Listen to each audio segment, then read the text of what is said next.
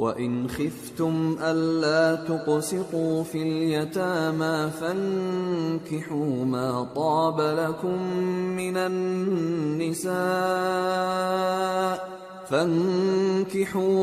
طَابَ لَكُم مِّنَ النِّسَاءِ مَثْنَىٰ وَثُلَاثَ وَرُبَاعَ،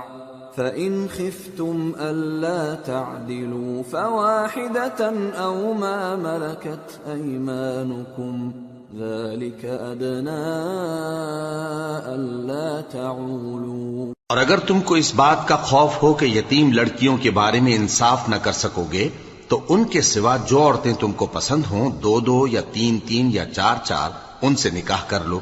اور اگر اس بات کا اندیشہ ہو کہ کئی عورتوں سے انصاف نہ کر سکو گے تو ایک ہی عورت سے نکاح کرو یا باندی سے تعلق رکھو جس کے تم مالک ہو۔ اس طرح